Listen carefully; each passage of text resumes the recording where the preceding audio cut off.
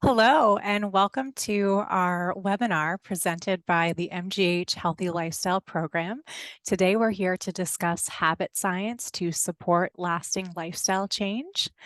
And I would like to introduce myself, and I'm going to be co-presenting with my colleague here, Amy Sinclair. My name is Katie Engels, and we are both board-certified health and wellness coaches as part of the Healthy Lifestyle Program. So opening items, we just want to let you know the details of our webinar. This webinar will be 60 minutes. We are recording the webinar. We'll be posting the recording on our website and our Healthy Lifestyle YouTube channel. Your video and audio are off and cannot be connected. And lastly, we encourage you to ask questions through the Q&A feature or by sending questions via chat to the host and panelists. We'll conclude with a Q&A session, but please feel free to send questions throughout the webinar. With that, I'm going to turn it over to my colleague, Amy Sinclair, to start the presentation. All right, thank you, Katie, for that lovely introduction.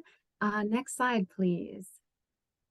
Okay, so for today's agenda, I'm going to start with Goal Setting 101, and then I'm going to pass the mic to Katie, who's going to dive deep into habit science, and then we'll wrap up with audience Q&A. Next slide, please. Okay, Goal Setting 101, you can advance. So starting a healthy habit. So we're here to learn about habit science and how it really is the pathway towards sustainable and long-lasting lifestyle change.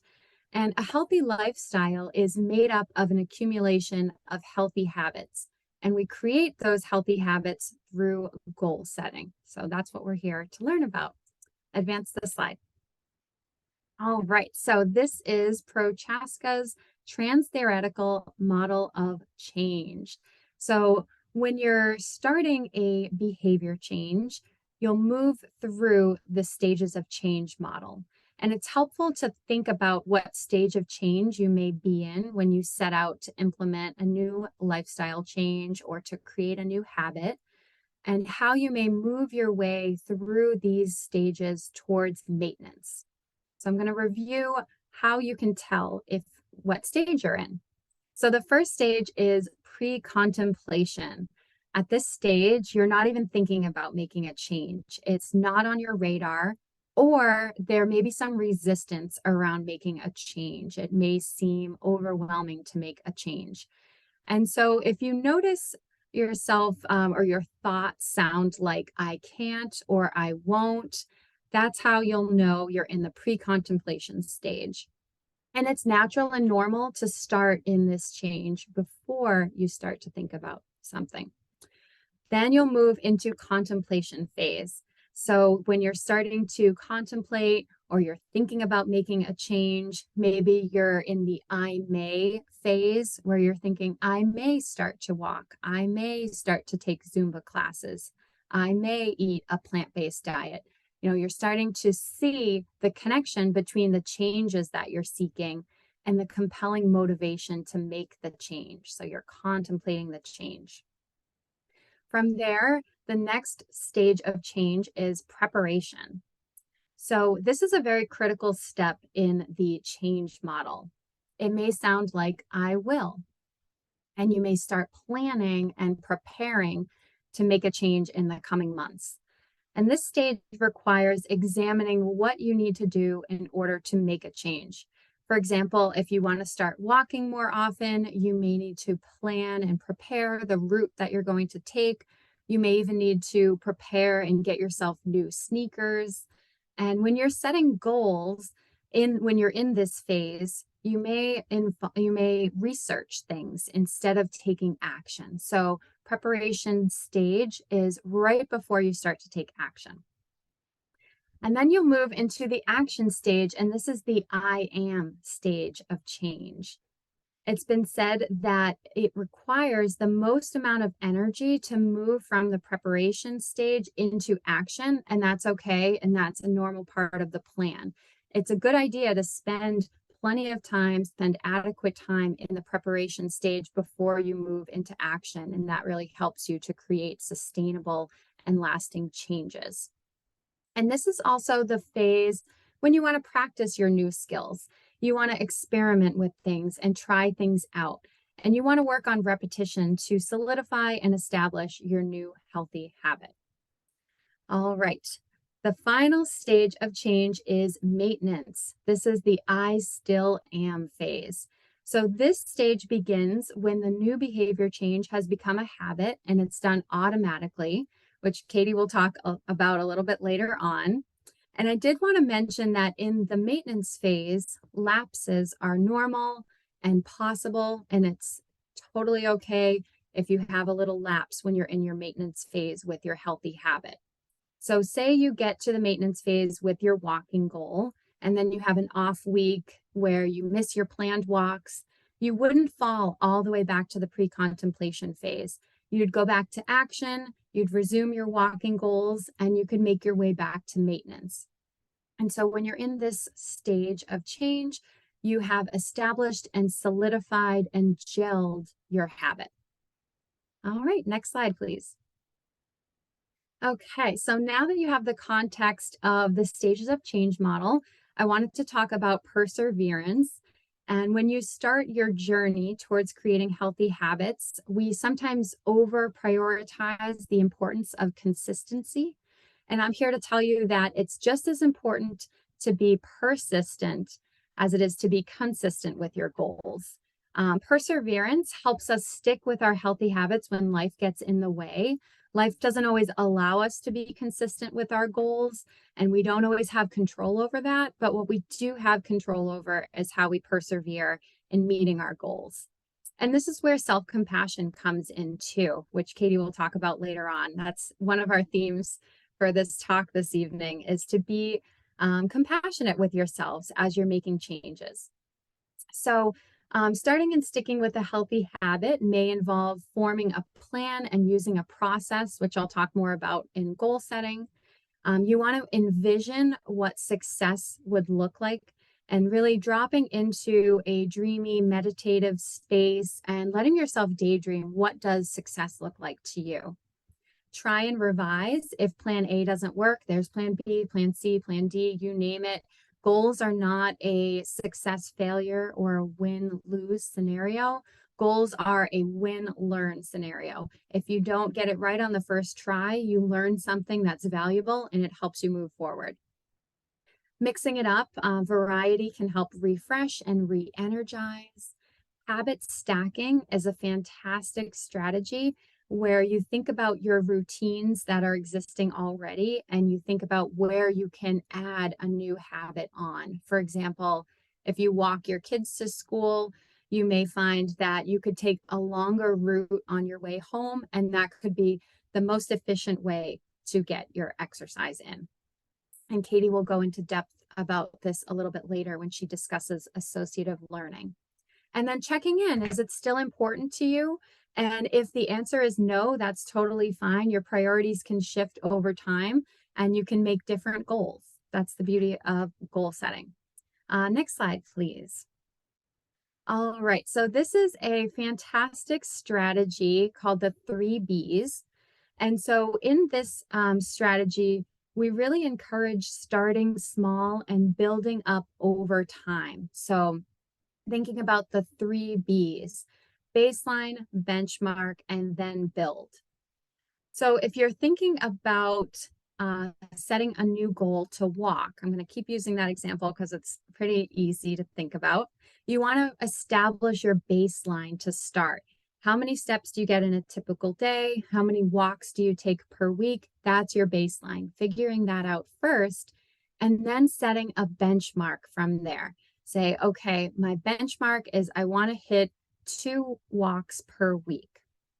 And then after a few weeks of being consistent or being persistent with that goal, then you can move on to the building phase. So sometimes we want to rush this process, but if you slow it down and you work on building up to this process, it really does set a really solid foundation which will help you in the long run. This is truly the slow and steady wins the race mentality. All right, next slide, please. So tips for goal setting. You want to think about it as charting your course. So define what's important to you and why. Setting a goal is setting a direction for where you want to go. Using a confidence meter is a way to establish how attainable the goal is for you, how confident you are in meeting that goal. And it can be as simple as asking yourself, how confident am I on a scale of 0 to 10 that I'll be able to meet this goal? And if you're not high on that confidence scale, then you can adjust your goal. And that's all you have to do. Just make a simple change, reword your goal so that your confidence is a little bit higher. You want to commit to the process rather than a particular end point. You want to celebrate your successes because pride fuels motivation. And again, here's that self-compassion. You want to learn from your mistakes because they're going to help you find your way. Again, it's never a win-lose, it's a win-learn. Next slide, please. Okay, so this is our gold standard for setting goals. SMART goals. This is an acronym, and we use it very, very often in our coaching sessions to help patients get specific with their goals. So the first letter here, the S, stands for specific. When you're setting a goal, instead of saying, I want to walk more, you want to make that really specific. Think about the type, the time, the when, and the where. You want to make your goals measurable, thinking about how you'll track your goal. Are you going to write it down on a piece of paper? Are you going to use a Fitbit or an Apple Watch to track it, or any other types of apps? Just thinking about the best way for you to keep track of your goal so you can measure it. Is it achievable? Again, this is related to that confidence scale that I was just talking about. On a scale of 0 to 10, how likely are you to do it? How achievable is your goal the way you've stated it? And if it doesn't seem that achievable at this moment in time, you can always just dial it back, take it down a notch, work on establishing that goal, and then building from there. You have the power to really write out the goal the way that you want to make it and the way that's most achievable. You want to make your goal realistic and relate the activity to your wellness vision, really thinking about what is relevant to you, what is important to you. And then you want to make this goal time bound. So thinking about when you want to accomplish this goal. Giving yourself a timestamp is a great way to circle back and evaluate your goal and learn from it. You want to kind of treat yourself like a scientist running experiments on your lifestyle, figuring out what works and what doesn't work. And that's a helpful way to approach goal setting. All right, so I did want to mention that these slides that I shared tonight were created by Lauren Winters, who is a fabulous nurse practitioner that works with the MGH Cancer Center. And she gave me permission to use the slides, so I wanted to give her credit and say thank you. And now I'm going to pass the mic to Katie, who's going to take us further into the topic of habit science. Thank you, Amy. All right, thank you for that foundation, and we're going to go a little bit deeper into habits. So we use habits, and really this is a way of conserving energy. When you develop a habit, your brain doesn't have to fully participate in the decision making, and this helps us to save effort. So we really want to understand how to use this to our advantage when it comes to our health and wellness goals. And to give a little bit of context, I'd like to share this quote from Barack Obama. I don't want to make decisions about what I'm eating or wearing because I have too many other decisions to make. And he explains, to give a little bit of context here, that this is because the act of making decisions actually erodes your ability to make later decisions. Psychologists call this decision fatigue. And we do have lives that are full of choice. Think about going to an American supermarket. You may have felt decision fatigue when you were trying to select a brand of cereal, for example. There are so many choices, it can be overwhelming. And if that happens all throughout the day, we use our energy up and we have a limited amount in a given day. But we can use this to our advantage with the power of habits. About 40% of our daily activities are performed in almost the same situations. Habits emerge through associative learning. Associative learning is a learning principle that states that ideas and experiences reinforce each other and can be mentally linked to one another. Our brains were not designed to recall information in isolation. Instead, we group information together in one associative memory. We find patterns of behavior that allow us to reach our goals, and then we repeat what works. And then lastly, we want to think about context. When actions are repeated in a stable context, we form associations between the cues and responses. So think about brushing your teeth for a moment. You probably do the same exact series of steps every single morning in the stable context of your bathroom, thinking about your day to come. You don't concentrate to think about the order of the steps. It's automated in your brain. So we're going to use that power of habits like we associate with brushing our teeth in the morning to think about new goals and behavior change.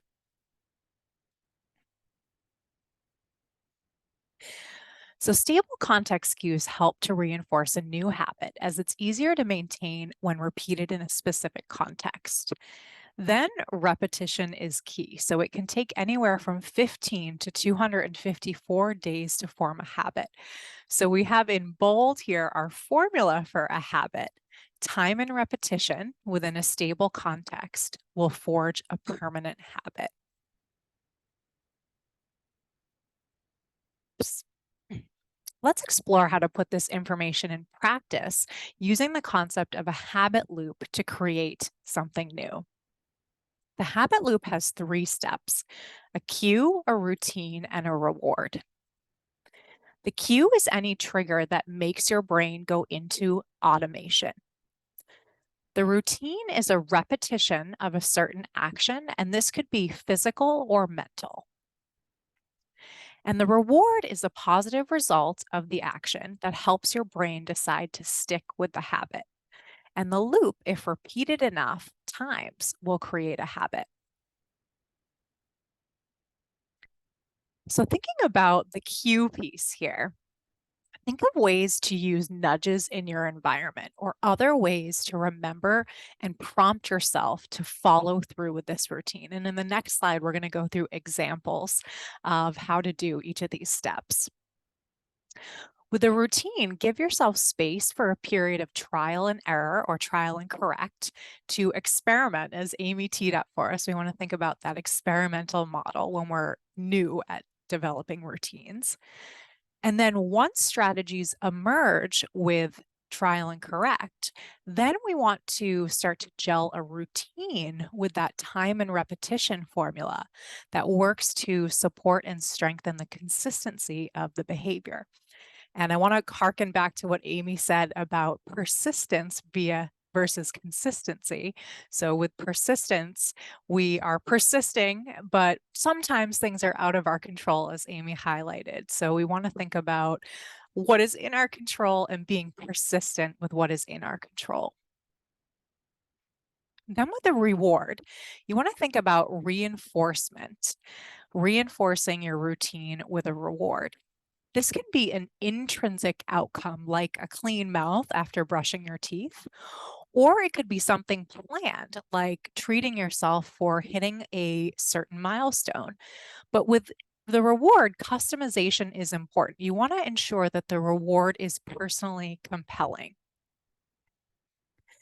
The reward could also be a sense of accomplishment more generally, or tracking a consistent streak with your routine. Some people really like to use habit tracking apps or a journal, and we can get a lot of reward out of tracking a streak with a habit. So this could be very broadly applied, whatever is going to motivate you on your change process.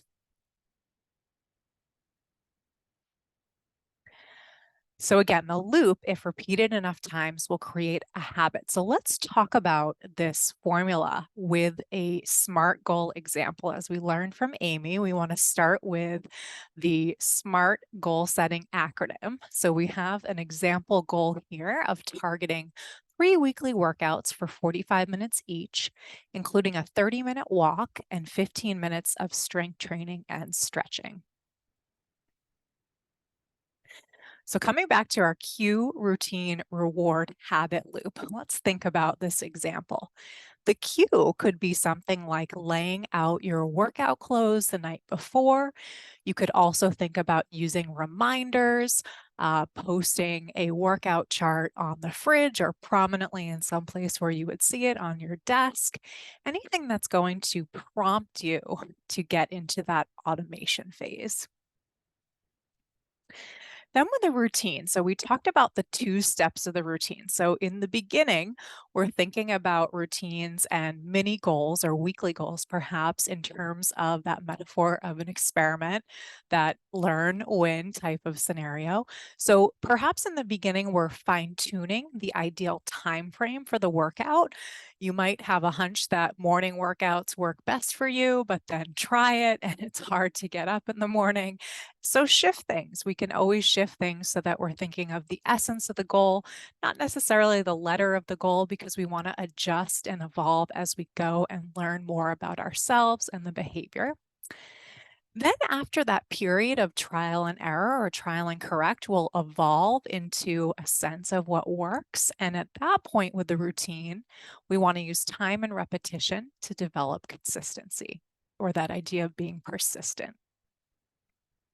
Lastly, with this example, thinking about the reward. So for our exercise routine here, this could be intrinsic in terms of knowing that after a workout, we have a great night's sleep to look forward to. This could also be planned. So in this example, perhaps using the reward of purchasing a new fitness tracker or wearable to recognize you're hitting a milestone, hitting a target like 6 weeks in a row.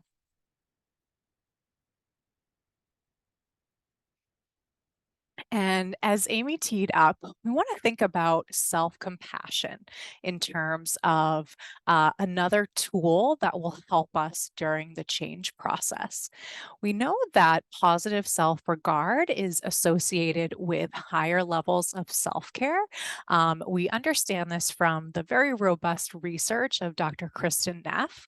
This can be a surprise for people. Sometimes we erroneously think that we need to ride ourselves very hard to achieve things and get the best out of ourselves. But the research says that that is actually in the reverse. What we understand is accepting yourself as a complete and capable person in the present moment is ironically the best foundation for change. And this can be something that takes practice. At baseline, most of us are rather harsh with ourselves. So, with self compassion, in a moment, we'll talk about how to put this in practice and how to practice kind of moving the needle with how you treat yourself.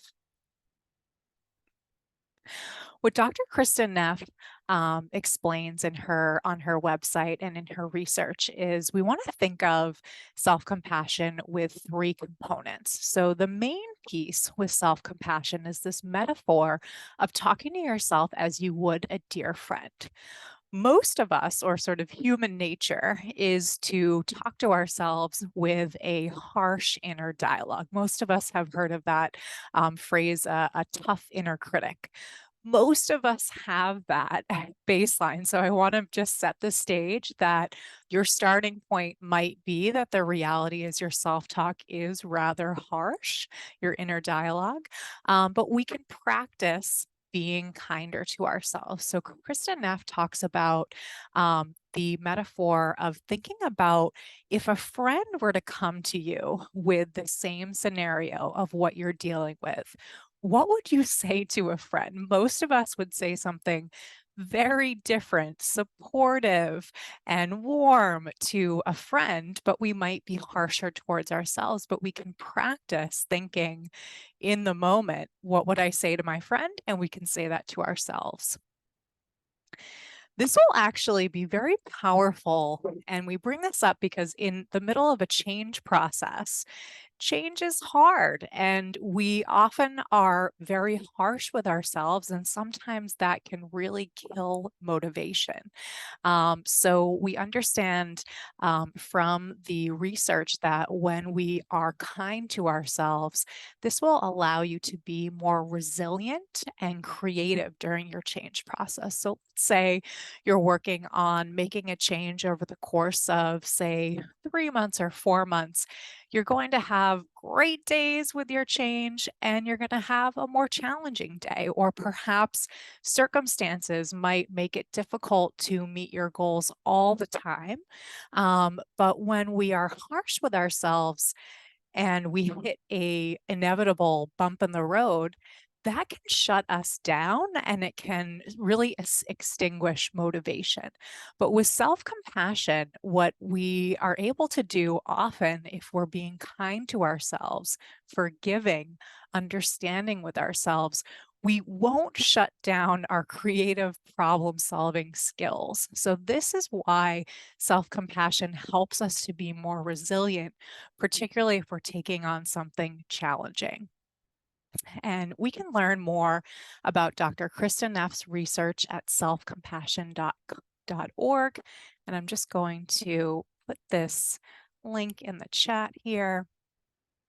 If you navigate to the bottom of your screen, you can access the chat, click on this link, and see more about self-compassion on Dr. Kristen Neff's website.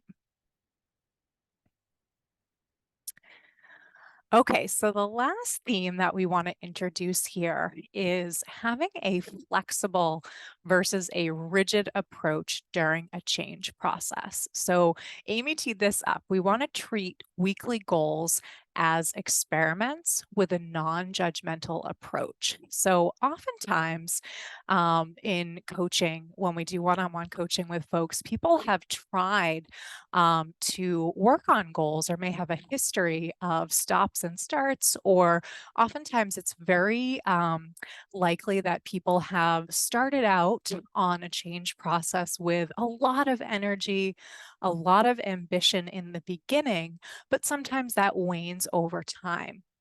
But if we treat our weekly goals like experiments, where really no matter what happens, you'll learn more about yourself, the behavior, and your preferences, you're going to be able to evolve over time and really treat your goals like a learning lab. We want to think about that metaphor of being a scientist with our own behavior and our mini goals, maybe weekly or bi-weekly. We even might want to call those goals our mini goal experiments. In an experiment, the purpose is just to learn more about what you're studying. There's no right or wrong. You're just learning more about yourself or the behavior. So this really gets us to a place where even if we have a perceived setback, it can be very valuable. And ironically, this also comes up a lot when we do one-on-one coaching. Sometimes a client will have a perceived failure with a mini goal experiment that leads to an epiphany or a breakthrough. This happens all the time. So we almost want to welcome things like that and kind of liberate us from the sense that everything needs to go in a prescribed path in terms of what we expect with our SMART goals. When we set SMART goals, we're basing it on sort of a hunch of what we know in the moment. It's very helpful, as Amy described, to add as much detail as you have in the time that you're setting your SMART goals. But then when you go and endeavor to get into your goals and see how things go, you want to use that trial and error, trial and correct model. And if we think about things, this is a concept called the growth mindset.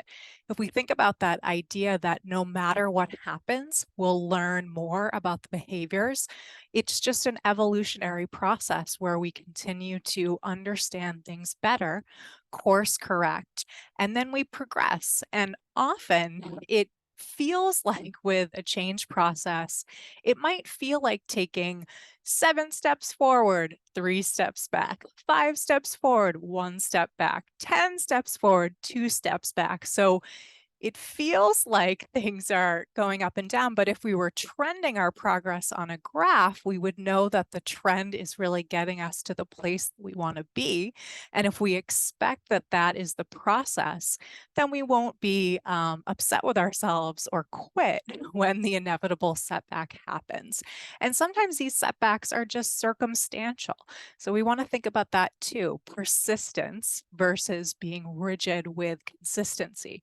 What if you have a really busy work week and that's why you didn't get to your weekly workout? That might be out of your control. So we want to be understanding and flexible with that and know that that's how life works. And most importantly, the reason that we're talking about the flexible versus rigid approach in the context of this webinar is this flexible approach will protect your motivation over the long term. So this is something that we talk about a lot in the Healthy Lifestyle program. We certainly want to be pursuing goals that are permanent. We want to think about permanent lifestyle change, not an on the wagon, off the wagon scenario with goals. So flexibility and self-compassion can really help with this. Okay, so I'm just going to highlight some references here. Most of what I derive my slides from come from Dr. Kristen Neff's research. The website is in the chat, a article on forming habits, and then also I'm going to share in the chat in a moment a resource if you want to learn more about the habit loop. I highly recommend The Power of Habit, Why We Do What We Do in Life and Business. This is the book title and the author. And I'm going to navigate to the chat here. Okay, that book resource was just posted in the chat. You can click on that link to look at the book, The Power of Habit, if you'd like to go deeper. It will include some of the concepts that we shared today, but with a lot of examples in more detail. Okay, so we're going to transition now to our Q&A portion. I'm going to turn things over to Amy, who's going to facilitate the questions we're going to answer, and then we're both going to tag team responses. All right. Thank you, Katie. So we have some great questions coming through. Keep them coming. And the first one that we have here, Katie, you could start with this one if you like. How can I encourage my partner to work on their health habits? Oh, okay. This is a good one. So this is a little bit tricky. So I'm going to reference what Amy shared with the trans-theoretical model of change.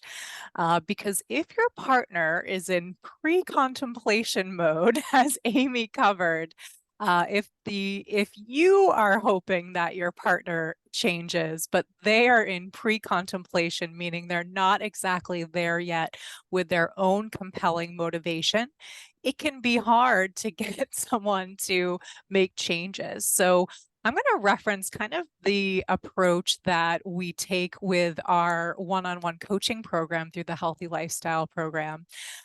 We really think about when we're taking on new clients, do they have what we call readiness for change? Do they have authentic motivation, time, space, and energy for change? So it probably is something that you don't want to push if your partner does not have their own internal authentic motivation.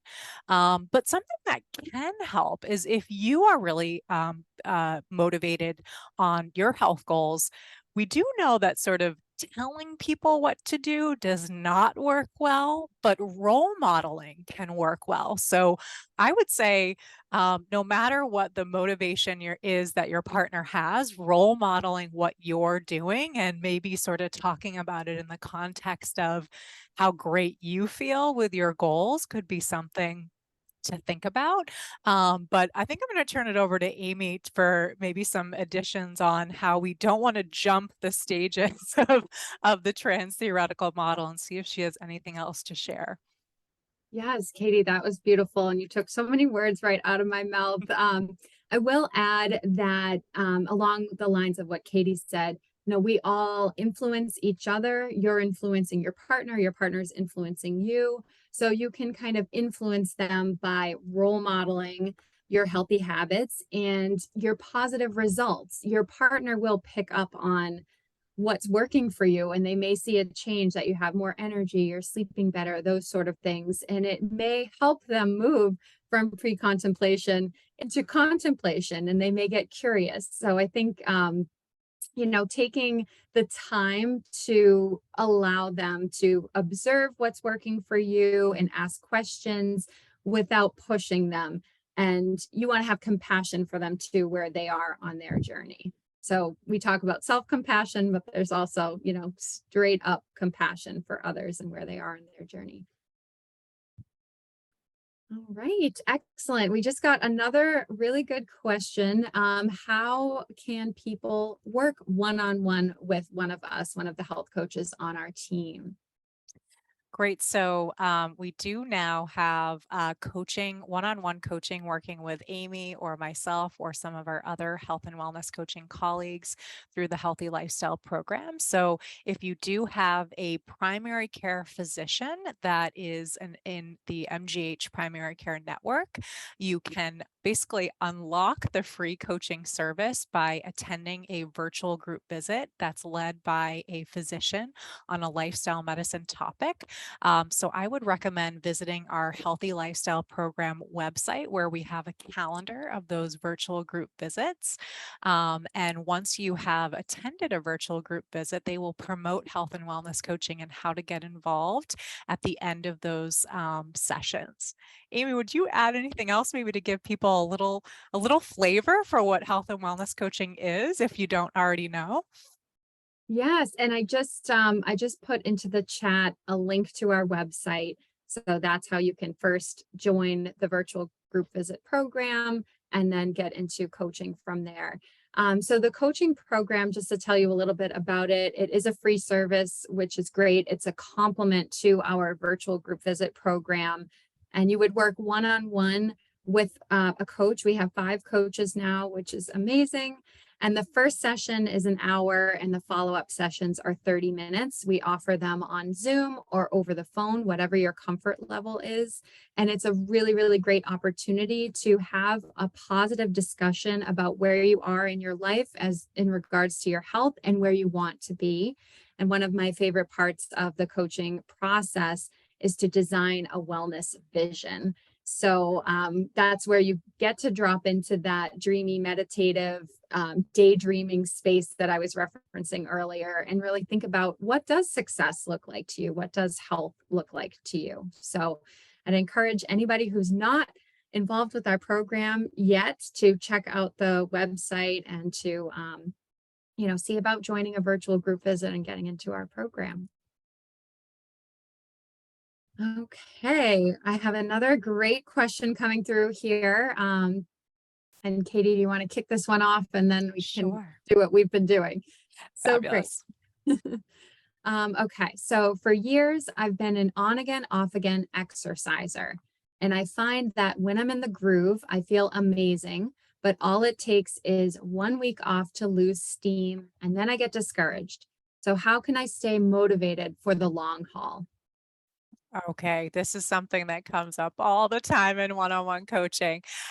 So yes, very often, I would say more often than not, we often have a lot of enthusiasm and aspiration in the beginning when we're planning our goals. But what we want to think about is scope and using the tools that we covered in our webinar. This is a great feature if you do have access to one-on-one coaching. This would be central to the one-on-one coaching program.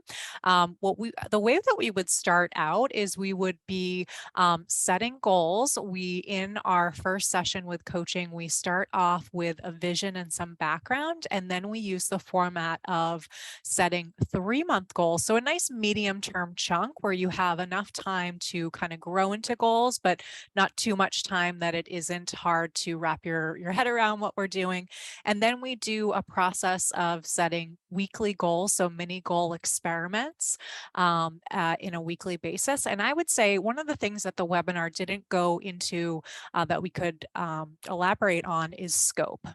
So Amy gave us that great reference to the confidence meter, but we want to be wary of how much we're taking on at one time. So oftentimes we want to think about perhaps tackling maybe 1 or 2 or maximum 3 goal areas at a time. We want to think about the wisdom that if we have 10 priorities, we have no priorities. So we need to think about proper scope. Change is difficult and it's something that we need to stay motivated with. And so we want to take her on the right amount of challenge.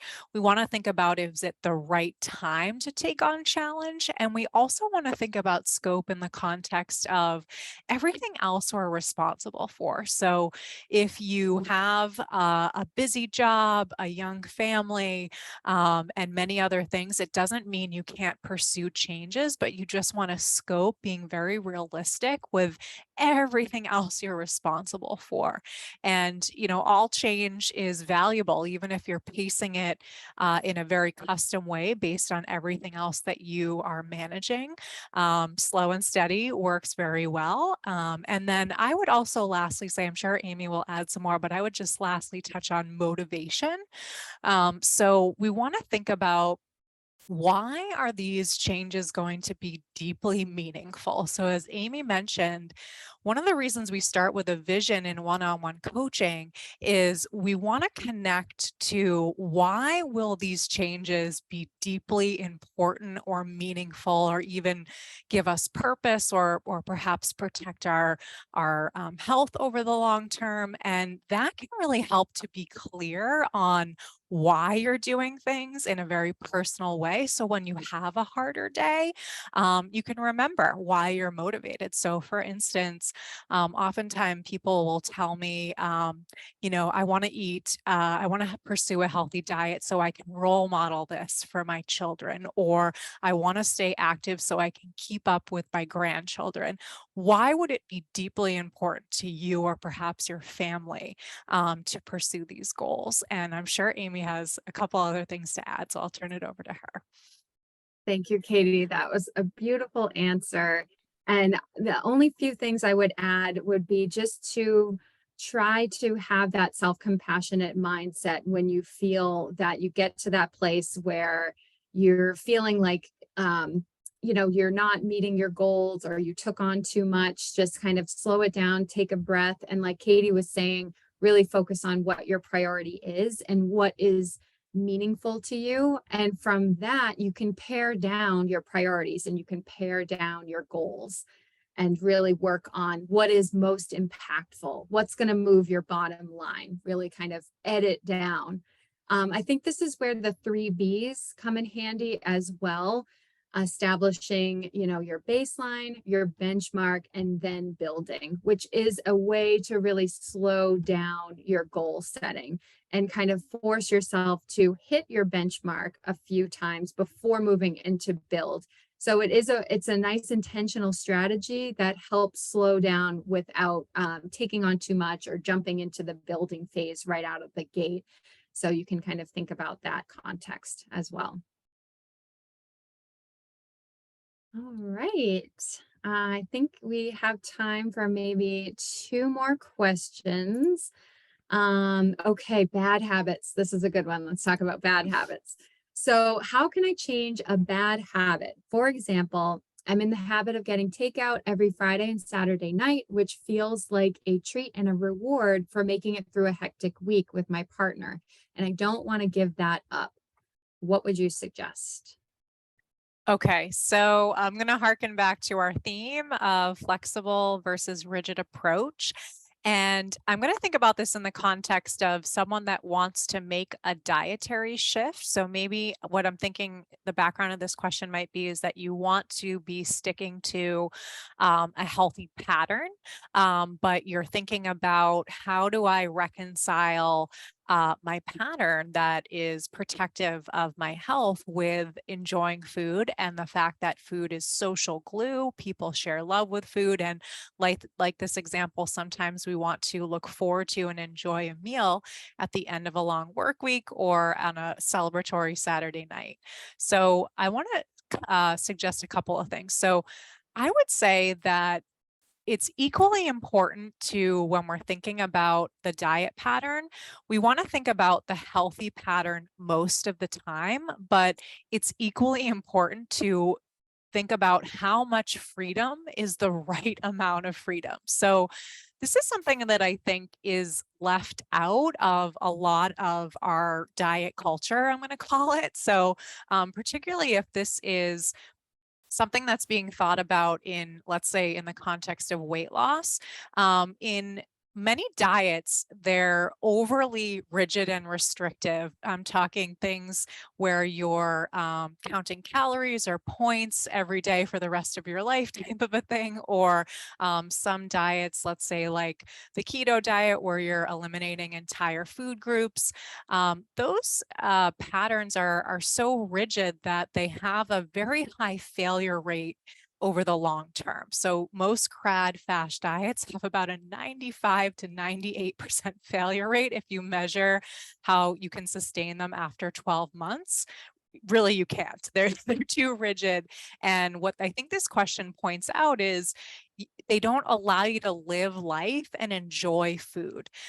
So what I like to talk about when people are thinking about making a dietary shift is sort of this mantra of pattern, not perfection. We don't have to be perfect to be healthy, or even in the context of weight loss, we don't have to be perfect. When we're thinking of our diet, that is so many decisions in even a day or a week. We don't have to have this perfection type of an expectation. And it might be helpful to think about, defining in this scenario, maybe it feels like the Friday and Saturday is slightly too much freedom. If that's the case, maybe adjusting it, but maybe giving as much time and emphasis and thoughtfulness to what is the right amount of freedom where I can still hit my health goals, but I can also socialize, travel, and enjoy life. And there has to be a tension with our goals between doing much of what we do is in service of the future. So we have these health and wellness goals to protect our health over the long term, but we also need to balance that with slowing down, smelling the roses, living life, being in the present moment. So I wouldn't necessarily sort of think of that so negatively that you need to entirely eliminate the takeout on the Friday or Saturday. You could adjust it if you feel like that is too much. You could think about right sizing the right amount of freedom, but I would encourage everybody to think about pattern, not perfection, and not forget that we should still be allowed to enjoy food and feel like we have the flexibility to socialize. Food is social glue. It's part of our culture, and we don't need to give that up to be healthy. Absolutely, Katie. I Anything love you would that add, answer. Amy? I'm Yes, very passionate about this one. So I am too, and I have a different direction to take it in, actually, to Ooh. add a little bit. So I would a question I would ask yourself is, what makes you label this as a bad habit? Is it out of alignment with your values? Or maybe this habit isn't making you sleep well. So really thinking about what makes you label it as a bad habit. What is it that you want to change? And that can help you kind of point you to what you might want to do instead. And then the question mentioned that this kind of ritual, this weekly ritual, feels like a reward for making it through the week. So another question that you could ask yourself would be, what's important about this ritual? What's the essence of this ritual? Is there a need that this habit is meeting? And is there a different way to meet that need without maybe the takeout that may be having some negative health outcomes or consequences? And then kind of looking at that and examining that and saying, maybe we can switch up this ritual where we're still meeting our need for a reward for the end of the week and some relaxation or whatever else, or some tasty food, whatever else, and just finding a healthier way to meet that need, similar to what Katie was talking about with, the flexibility. So that is all I would add. And I think, shall we do one more question Yeah, and let's then do wrap one up? more. I think we have time for one more. Thank you. Beautiful. Okay, final question here. Can you talk more about how to use nudges to support your health goals? Okay, great. So, one of the things I would recommend looking into if you're new to nudges, there's a whole field out there called behavioral economics that is a burgeoning field of research where we're understanding more and more how nudges and the way things that influence us can greatly influence our behavior. One of our Healthy Lifestyle Program committee members, Dr. Ann Thorndike, has actually done some really interesting research in the MGH cafeteria and in convenience stores as well, that has proven that the positioning of certain foods and using a traffic light system of the green light, the yellow light, and the red light for sort of varying health profile with foods can very much influence consumer behavior. So for instance, in that research, they would put fruit and water close to the checkout. Usually in our environment, we have soda and candy right by the checkout in about every place we buy nearly anything. So we have understood with that research that the nudges can work both ways. So we can be nudged, and we often are nudged in our food environment in ways that make us consume excess calories and just more processed foods. We're not going to villainize any foods, fine once in a while, but there are a lot of sort of pitfalls in our environment. But if we understand nudges, we can use that to our advantage. So we talked about that example of like putting the workout clothes out the night ahead to nudge us to the workout. If we think about this in the context of healthy eating, you can do this in your home. You could think about having a fruit bowl out on the counter. You could think about prepping fruits and vegetables when you do a food prep day, so that when you open the fridge, you have prominently cut and washed vegetables or fruits in Tupperware or portions, so that they're right at eye level. Stores do this. They put their most expensive items at eye level, and sometimes the other things that are less expensive lower on the shelf. You could do this with the freezer. You could put more energy dense foods that you want to have once in a while in the back, and more of your health promoting foods in the front. But it's really around thinking, how can I prompt myself? As a last example, maybe thinking of hydration.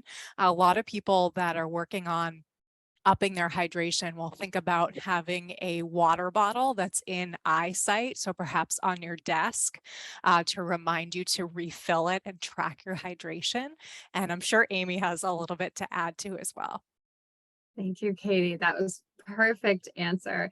My only addition is that you can make your nudges really customized to you and personal to you. So think about, what do you need to see in your environment that's gonna be impactful for you and nudge you gently in the right direction. And I can share an example from one of my health coaching participants that I work with, and she created a sign that said pause, and she would put that on her workspace. And every couple of days, she would actually move it around her workspace so that her eyes were always catching it. And she wasn't just, toning out of it, not seeing it because it was in the same place. She was kind of moving it around. And it was a reminder for her to pause, take a deep breath, and see if now was a good time to go out and take a walk. So she really made it work for her in her environment and what was going to be the most impactful for her. So just customizing the nudges can be a way to make them work for you. I love nudges. It's a way to work with yourself. Great. Okay, so we just have some final announcements. So I'm going to share my screen again here. Okay, so what I'm going to do, we're going to highlight our upcoming webinar on June 16th in a moment, but what I want to do first is just drop in our chat the link to our feedback form. So that just went into the chat. So if you can navigate down and look at the bar on your Zoom menu and click on the chat, you'll be able to pull up the link that I just added in for our feedback form survey. We would love to hear from you. What did you like?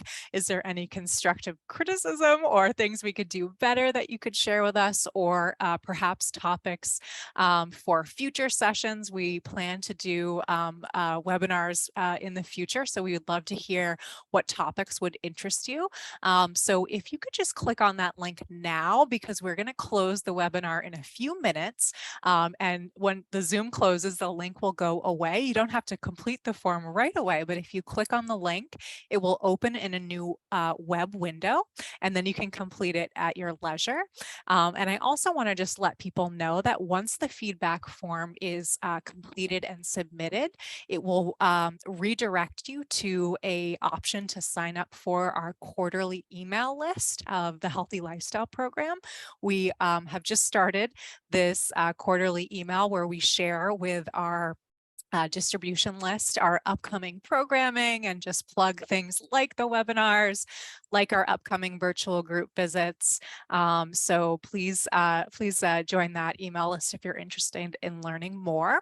And then lastly, I just want to plug our upcoming HLP webinar. We have another one much like this that's going to be held on Friday, June 16th from 10:15 to 11:15 a.m. We're going to be featuring Shirley Ramchandani, physician at the MGH Benson Henry Institute for Mind Body Medicine. This topic comes up very often in our one-on-one coaching. So we know that a lot of people would like to learn about and benefit from understanding how to manage emotional and/or stress eating. So if this webinar was helpful for you, please join us for that one on June 16th. Much like tonight's webinar, these are open to the public, so feel free to share that with friends or family or colleagues if that topic would interest you or those people that you know. That is everything for tonight, so I'm going to go off share so that we can say goodbye and just have a minute or two longer for people to click the feedback chat. It was a pleasure to present this topic that we find very useful with our coaching clients. So I'll just turn it over to Amy to say goodbye, and we really appreciate all of your participation tonight. Yes, thank you so much for all the amazing questions. And I hope that there was something useful or something we said tonight maybe sparked something in you, a different way to approach something, a more positive way to think about your own habits or your own healthy lifestyle goals and aspirations. So thank you for being here, and hope to see you at a future webinar. Thank you. Goodbye.